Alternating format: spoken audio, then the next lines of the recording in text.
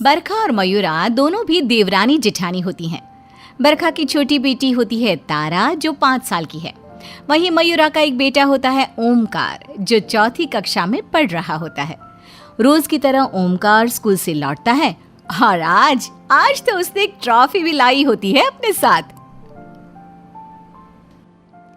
दादी, दादू, ये देखिए, मैं दौड़ प्रतियोगिता में पहले आया और ये ट्रॉफी मिली मुझे। अरे वाह वाह वाह, जीते रहे ओमी, क्या बात है। तू तो अभी से ही हमारे खानदान का नाम रोशन कर रहा है। बहुत खूब ओमी बेटा, ऐसे ही अपने दादू दादी और मम्मी पापा का नाम रोशन करते रहो। भगवान तुम्हें बहुत तरक्की दे। बधाई हो ओमी, आज मैं तुम्हारे लिए तुम्हारे मनपसंद व्यंजन बनाऊंगी खाने में, और मैं तुम्हारे लिए तोहफा लाऊंगा। बहुत अच्छा मेरा लड़का, मुझे बहुत गर्व है तुम पर। और तुम्हारा चाचा तुम्हें आज मॉल में खेल खेलने ले जाएगा। हाँ।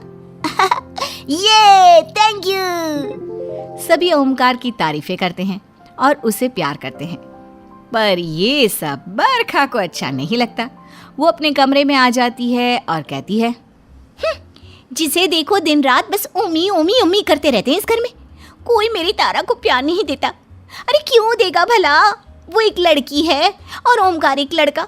अगर ऐसा ही रहा ना तो ये बुढ़िया मेरी सास एक दिन सारी जायदाद उस ओमकार के नाम कर देगी और मेरी बेटी, उसे एक फूटी कौड़ी नहीं मिलेगी। नहीं, मैं ऐसा नहीं होने दूंगी। अरे अभी तो मेरी बेटी 5 साल की है, अभी तो पूरी जिंदगी पड़ी है उसके सामने। और मैं ससुराल में सबके मंसूबों को अच्छे से जानती हूँ। जेठानी जी के बेटे को मैं इस परिवार की जायदाद का मालिक बिल्कुल नहीं बनने दूंगी। मैं यूं हाथ पे हाथ धरे नहीं बैठूंगी, कुछ तो करना होगा। मम्मा, कार्टून लगाओ ना टीवी पे। हाँ बेटा, अब देखना जेठानी जी, इस देवरानी की बेटी ही बनेगी जायदाद की असली मालकिन। बरखा को लगता है कि सब मयूरा और कार्तिक के बेटे ओमकार की तारीफ करते हैं और उसे ही महत्व देते हैं। और इससे पहले कि सास मनोरमा और ससुर धनराज ओमकार के नाम सारी जायदाद कर दे, बरखा ओमकार को नुकसान पहुंचाना शुरू कर देती है। वो मनोरमा के कमरे में जाकर उसके ड्रॉअर में से कुछ पैसे चुराकर ओमकार की बैग में डाल देती है। और जब मनोरमा ड्रॉअर में से पैसे को गायब देखती है, तब वो चिल्ला पड़ती है, हाय राम, मेरे पैसे कहाँ चले गए? इसी ड्रॉअर में तो रखे थे। वो हॉल में आकर सबको बुलाती है और बताती है कि उसके पैसे चोरी हो गए हैं। अरे मनोरमा, पैसे चल के थोड़ी ना जाएंगे कहीं पे, कमरे में ही होंगे, ध्यान से देखो ना। हाँ माँ जी, आपने ठीक से चेक किया ना? अरे मैंने पूरे कमरे की जांच कर ली, लेकिन कहीं नहीं है। माँ जी, एक काम करते हैं, हम ना पूरे घर में ढूंढते हैं, क्या पता आप कहीं रख कर भूल गई हो या किसी कोने में गिर गए हो आपके पैसे। हाँ बरखा बहू, तू सही कह रही है, मुझे वो पैसे हर हाल में खोजने होंगे। कोई मामूली छोटी मोटी रकम नहीं थी, पूरे 2000 रुपए थे। बरखा और बाकी घर वाले पूरे घर में पैसे को ढूंढने लगते हैं और जानबूझकर बरखा ओमकार की बैग में से पैसे निकालकर सबको दिखाती है और बात का बतंगड़ बनाती है। हे भगवान, ये पैसे तो ओमी के बैग में से मिले। इसका मतलब ओमी ने पैसे चोरी किए थे। ओमी, तूने पैसे चुराए? ये उम्मीद नहीं थी तुझसे बेटा।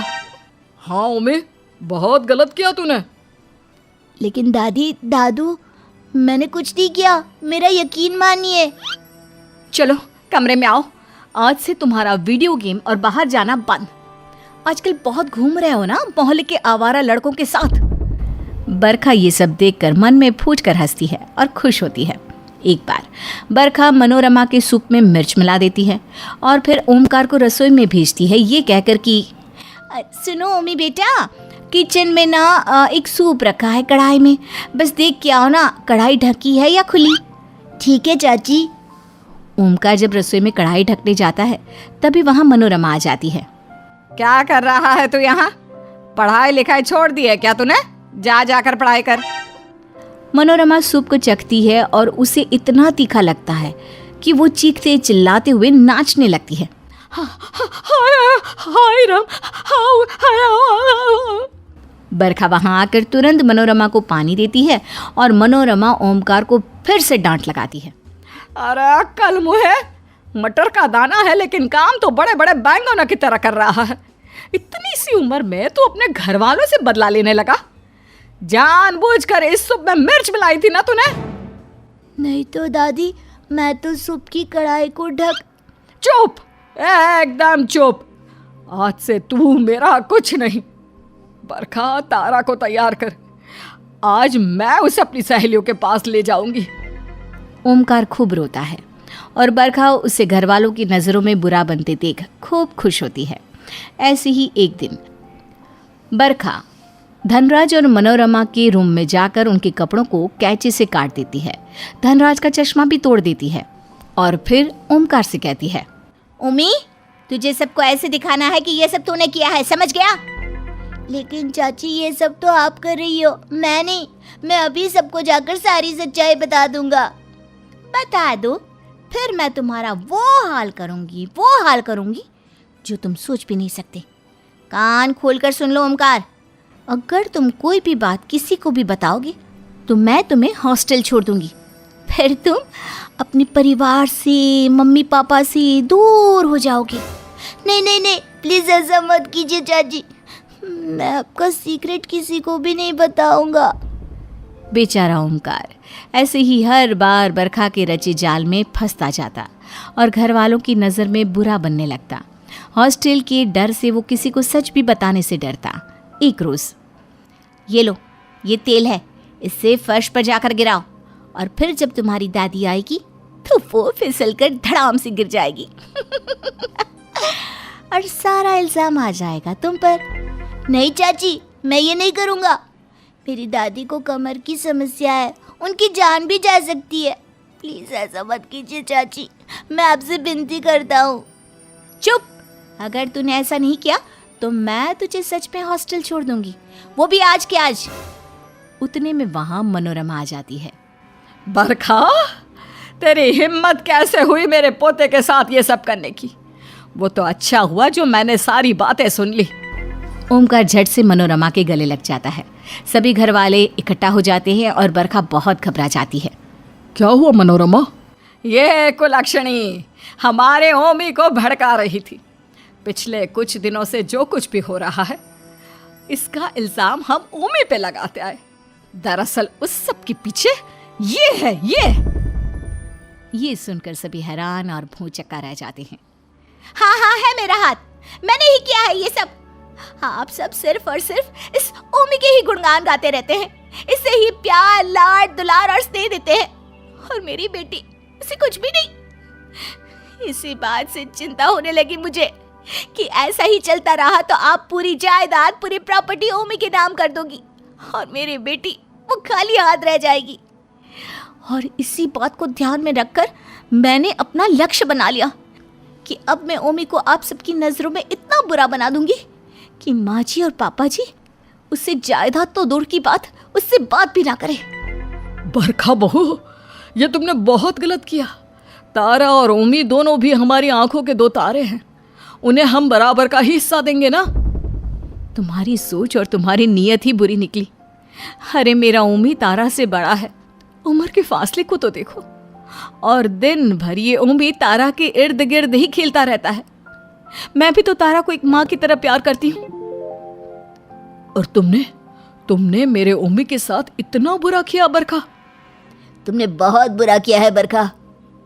बस, अब जब यह तमाशा हो ही गया है तो इसका अंजाम भी अब तय हो जाएगा। जो बात कभी किसी ने सपने में भी नहीं सोची थी, उसे इस नास पीटी ने सच मान लिया और एक मासूम से बच्चे के साथ इतना अत्याचार किया। अब मैं पूरी प्रॉपर्टी ओमी के नाम ही कर देती हूँ। बुलाओ वकील, निकालो पेपर।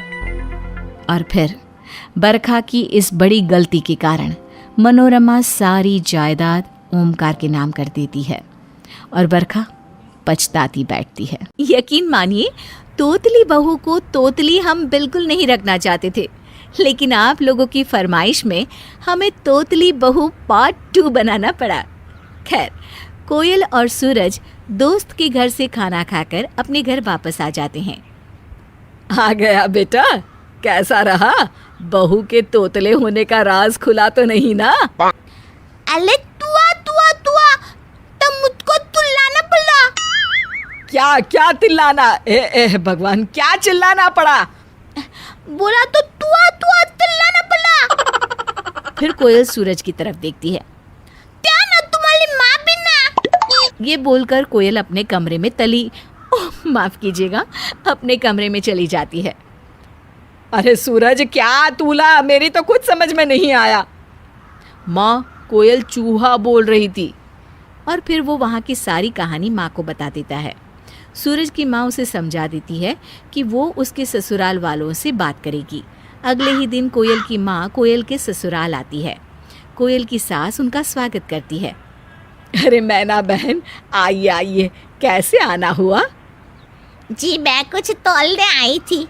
जी मैना बहन, क्या तोलना है?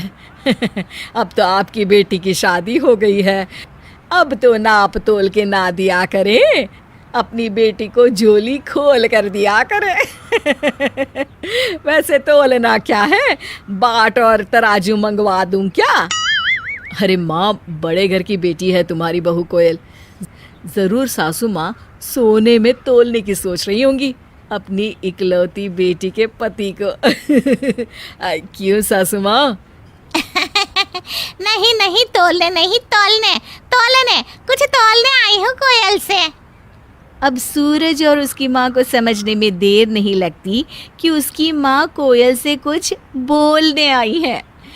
कोयल की माँ मैना उससे बात कर निकल ही रही होती है कि कोयल की सास बोल उठती है। सुनिए मैना जी, साइलेंसर से आवाज़ ऐसी क्यों आ रही है ये तो मैं समझ गई, लेकिन ये भी बताती जाइए कि इसका इलाज क्या है। त्या समझी नहीं। अरे सासू माँ, 4 लोगों के सामने अब इज्जत कैसे बचानी है ये भी बता दीजिए, क्योंकि ये बोलेगी तो हमारा तो रहा साहब ही खत्म हो जाएगा। अले इतनी अच्छी बात। छी? अरे क्या छी? बात 100% की और सही है, सल्यूशन दीजिए बस। मैना उन लोगों को आइडिया देती है, जब भी वो कहीं जाए तो किसी की अच्छी सी आवाज़ रिकॉर्ड करवा कर कोयल के कपड़ों में छुपा दे। जैसे ही कोई पूछे रिकॉर्ड बजा दे। अब सबको ये आइडिया जम जाता है। एक दिन उन लोगों की पड़ोसन घर आती है, जिसे देख कोयल जल्दी से रिकॉर्डर साड़ी में छुपाकर उनके सामने खड़ी हो जाती है।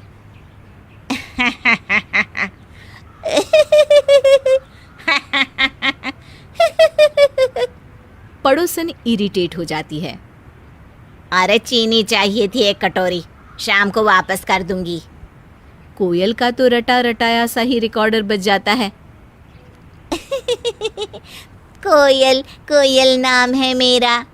हाँ पता है, पता तो वैसे बहुत कुछ है, लेकिन तू ठीक हो गई क्या? जी बहुत अच्छा लग रहा है। हाँ कोयल, तेरी कोयल सी आवाज़ दोबारा ठीक ठाक सुनकर मुझे भी अच्छा लग रहा है। चलती हूँ। लेकिन कोयल का टेप रिकॉर्डर तो रटे रटाए डायलॉग ही पकड़कर बज रहा था। हाँ खाना बहुत अच्छा बना है, खाकर जाती तो और अच्छा लगता। पड़ोसन खुश हो जाती है। मैं तो सिर्फ चीनी लेने आई थी, लेकिन खाने की खुशबू भी बहुत अच्छी आ रही है। अरे ज़रूर मैं खाना खाकर ही जाऊंगी। अब दूर खड़ी कोयल की सास और पति ये सारा माजरा देख रहे होते हैं। तभी सास वहाँ जल्दी से आ जाती है। अरे सुषमा बहन, कैसे आना हुआ? तब कोयल के टेप रिकॉर्डर से आवाज़ निकलती है। कोयल नाम है मेरा। सास कोयल की तरफ देखती है। हाँ बेटा कोयल, पता है हमें, ज़रा अंदर जा, तेरा पति तुझे बुला रहा है। कोयल सास की बात सुनकर वहाँ से चली जाती है, लेकिन जाते जाते फिर से टेप रिकॉर्डर में से आवाज़ निकलती है। कोयल नाम है मेरा। कोयल नाम है मेरा। पड़ोसन बड़े ही आश्चर्य से कोयल की तरफ देखती है, लेकिन सास पड़ोसन का ध्यान भटकाने के लिए कहती है, अरे हाँ, ये ले चीनी, और फिर से ज़रूर आना। हाँ सुषमा।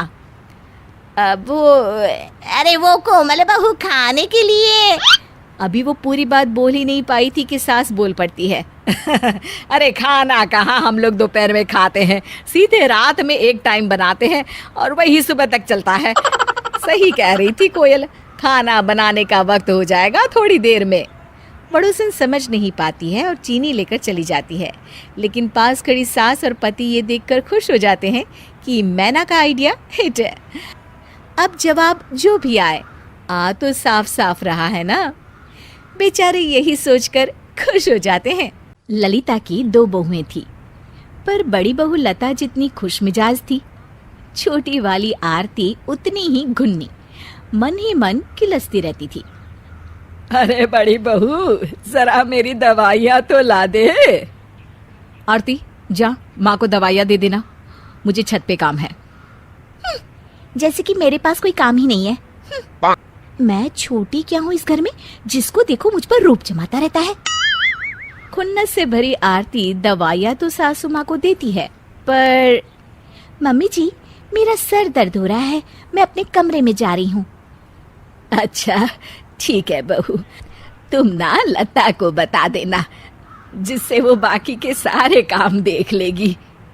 लता की तारीफ सुन के उसे और गुस्सा आने लगता है। वाह, मेरी तो जैसे कोई वैल्यू ही नहीं है। लता लता लता, जिसे देखो जेठानी जी के नाम की माला जपता रहता है। लता सासू माँ से दोपहर में क्या खाना बनाए ये पूछने आती है। तभी रमेश भी आ जाता है। अरे माँ, मैं सोच रहा था कि हम आज बाहर खाना खाए। मौसम भी अच्छा है और ऑफिस से ऑफ भी मिला हुआ है मुझे। अजी, पर मैं कैसे जा पाऊंगी? रिंकू का होमवर्क भी कराना है और ट्यूशन भी भेजना है। ये सब कैसे होगा? आप सब चले जाइए ना। अरे बहू, आरती है ना घर पे, वैसे भी उसे सर दर्द है, तो बाहर जाने से बेहतर है कि आराम ही कर ले घर पे। और रिंकू जब आएगा स्कूल से तो उसे भी संभाल लेगी घर रह के। तुम चली जाओ, पूरा दिन घर के कामों में ही लगी रहती हो। आरती ये सब अपने कमरे से सुन रही होती है। हाँ हाँ, क्यों नहीं, मुझसे तो पूछने की भी क्या जरूरत है। गुस्से से तिलमिलाती आरती मन ही मन अपना खून जलाती रहती है, पर किसी से कुछ कहती नहीं। फिर रात को, अरे आरती, आज तो तुमने काफी आराम कर लिया, कैसा लग रहा है अब तुम्हें? बता भी दूंगी तो भी किसी को क्या फर्क पड़ेगा। आप बताइए, कैसा रहा आपका दिन? आप सबने तो खूब मजे किए होंगे बाहर। हाँ हाँ, शहर में एक नया रेस्टोरेंट खुला है, हमने आज वहाँ खाना खाया और फिर आइसक्रीम पार्लर गए और वहाँ आइसक्रीम खाई और फोटोज भी खींची। देखो तो। वो मोबाइल में पिक्चर्स दिखाती है। सही है, आपके तो मजे ही मजे हैं घर में। लता सासू माँ के लिए चाय लेकर जाती है। माँ जी, आपको आरती का स्वभाव कुछ बदला बदला सा नहीं लगता? नहीं तो बहू, क्यों, क्या हुआ? कुछ कहा क्या आरती ने? नहीं माँ, कहा तो कुछ नहीं, बस लगा मुझे शायद मैं ही ज्यादा सोच रही हूँ। फिर लता बचे हुए काम करने के लिए रसोई घर में चली जाती है। अरे आरती बहू, कहाँ है? जरा मेरे पैर तो दबा दे। आए राम, दर्द से टूटे जा रहे हैं। आई मम्मी जी। अरे बहू, हाथों में ताकत नहीं है क्या? जरा जोर लगा के दबाना। इस बुढ़िया को देखो, प्यार लुटाने के वक्त दीदी के गुणगान और काम के वक्त मैं ही याद आती हूँ। नौकरानी बना के रखा है इसने मुझे। तभी वहां लता आ जाती है। अरे मम्मी जी, आपको याद तो है ना, कल हमें शर्मा जी के बेटे की शादी में जाना है। तो आ गई अपने नंबर बढ़ाने। अरे हाँ बहू, बहुत अच्छा हुआ जो तूने याद दिला दिया। सुबह जल्दी उठना पड़ेगा। अगले दिन, मम्मी जी देखिए ना, मेरे पास एक भी ज्वेलरी इस साड़ी की मैचिंग नहीं है, मैं क्या पहनूं? सब ड्रामा है, सासू माँ के गहने हड़पने के लिए। बड़ी आई। तो क्या हुआ दीदी, मम्मी जी से ले लो ना, आपको तो दे ही देंगी, आप उनकी फेवरेट जो हो। लता ठंडी आंखों से सासू माँ की तरफ देखती है। तुम्हें ऐसा क्यों लगता है कि मैं लता को ज्यादा प्यार करती हूँ? इसमें समझना क्या है मम्मी जी, दिखता है वो तो मुझे। सासू माँ अलमारी से 2 थैले निकालकर दोनों बहुओं को एक एक पकड़ाती है। ये लो, मैंने पिछले हफ्ते ही तुम दोनों के लिए नई साड़ी और गहने ले लिए थे। मेरे लिए तुम दोनों ही बराबर हो। बस लता मुझे अपनी दिक्कत बता देती है, जिससे मैं उसकी मदद कर पाती हूँ। तुम्हें भी कोई दिक्कत हो तो मन में मत रखो, आके मुझसे बताओ, मैं उसका हल निकालूंगी। पर तुम मन ही मन गुस्सा करती रहोगी, घुटती रहोगी, तो मुझे कैसे पता चलेगा? आरती की आंखों में पछतावा होता है। मुझे माफ़ कर दीजिए मम्मी जी, और दीदी आपका भी मैंने बहुत दिल दुखाया है, माफ़ कर दीजिए। अरे छोटी बहन की बातों का कोई बुरा मानता है क्या भला? फिर दोनों बहुएं सज धज के तैयार हो जाती है जाने के लिए। संध्या अब माला की मदद से रूप बदल सकती थी। उसके ननद उसके पास एक समस्या लेकर आती है और संध्या उसका समाधान सोच रही होती है। इसका समाधान तो अब मुझे वरुण के ऑफिस जाकर ही पता चलेगा। संध्या वरुण की ऑफिस के बाहर किसी और व्यक्ति का भेष बदलकर खड़ी होती है। तभी संध्या देखती है वरुण एक लड़की के साथ ऑफिस से बाहर निकल रहे होते हैं और वे दोनों हंस रहे होते हैं। उन्होंने एक दूसरे का हाथ भी पकड़ कर रखा था। बाप रे, इसका मतलब रूपाली का शक सही निकला। इन दोनों के बीच सच में कुछ न कुछ चल रहा है, कुछ तो करना पड़ेगा। संध्या अपने फ़ोन में उन दोनों की वीडियो बना लेती है। इस वरुण को तो सबक सिखाना ही पड़ेगा। मेरी ननद से शादी करेगा? अभी बताती हूँ इससे। संध्या उस लड़की का भेष बना लेती है और वरुण के सामने आ जाती है। अरे रश्मि, तुम गई नहीं घर? मुझे पता चल गया है कि तुमने मुझसे झूठ बोला है। तुम बहुत ही बेशर्म इंसान हो। अरे मैंने क्या किया रश्मि? तुमने छुपाया कि तुम्हारी शादी तय हो गई है। तुम इतने बड़े झूठे निकलोगे, मैंने तो सोचा भी नहीं था। आज के बाद मुझसे मिलने की कोशिश भी मत करना। हाँ। अरे मेरी बात तो सुनो रश्मि, मुझे माफ कर दो। संध्या वहां से चली जाती है और अपने असली रूप में आ जाती है। घर जाकर सबको वीडियो दिखाती है। हे भगवान, मतलब मेरा शक सही निकला। वरुण सच में किसी और लड़की के साथ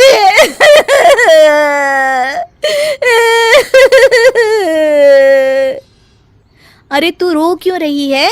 अच्छा हुआ कि शादी से पहले ही हमें वरुण की सच्चाई पता चल गई। सुनिए जी, आप वरुण के घर फोन करके बोल दीजिए कि हमें ये रिश्ता मंजूर नहीं है। तुम सही कह रही हो संध्या, मैं अभी फोन करके बता देता हूँ। थैंक यू भाभी, आज आपकी वजह से मैं बच गई। संध्या अपने कमरे में आ जाती है और बहुत खुश हो रही होती है। अब मजा आया रूपाली की प्रॉब्लम सॉल्व करके। संध्या, तू तो सुपर वुमन बन गई है, क्या बात है। उफ, ये सुपर वुमन तो थक गई है। आज बहुत काम किया, कुछ देर सो जाती हूँ। एक दिन संध्या शॉपिंग कर रही होती है, तभी उसकी नज़र एक बहुत ही सुंदर हार पर पड़ती है। संध्या उस हार को देखती ही रह जाती है। अरे वाह, ये तो बहुत ही खूबसूरत हार है। काश ये हार मेरे पास होता, पर यह हार तो बहुत महंगा होगा। संध्या जाने लगती है और फिर उसे एक तरकीब सूझती है। क्यों ना मैं ये हार शॉपकीपर बनकर ले लूं, फिर तो मुझे इसका पैसा भी नहीं देना पड़ेगा। संध्या देखती है जैसे ही शॉपकीपर बाहर जाता है, वो शॉपकीपर का रूप बदलकर दुकान में आ जाती है और दुकान की देखभाल करते हेल्पर से कहती है, सुनो। जी मालिक। ये हार पैक कर दो, इसकी डिलीवरी करनी है। जी मालिक। संध्या वो हार लेकर शॉप से बाहर निकलती है और बहुत खुश हो जाती है। वाह, अब तो ये हार हुआ मेरा। और तभी संध्या की जादुई माला टूटकर बिखर जाती है और वो अपने असली रूप में आ जाती है। अरे, ये मेरा रूप कैसे बदल गया? मुझे यहाँ से जल्दी निकलना चाहिए, वरना पकड़ी जाऊंगी। संध्या जैसी ही भागने लगती है, शॉपकीपर वहां आ जाता है और संध्या को भागते देख लेता है। ए, चोर चोर चोर! संध्या हार वहीं छोड़कर भागने लगती है और शॉपकीपर अपना हार उठाकर अंदर चला जाता है। संध्या भागते भागते गड्ढे में गिर जाती है। भगवान, अरे मर गई रे, मेरी तो कमर ही टूट गई। तभी एक गाड़ी आकर उस पर कीचड़ मार देती है। वो धीरे धीरे चलकर अपने घर जा रही होती है। शायद ये मेरे बुरे काम का ही फल है जो मुझे मिला है। मुझे माफ कर दो भगवान, अब ऐसा कोई काम नहीं करूंगी। संध्या को उसके किए की सजा भी मिलती है और उसे अपनी रूप बदलने वाली जादुई शक्ति से भी हाथ धोने पड़ते हैं।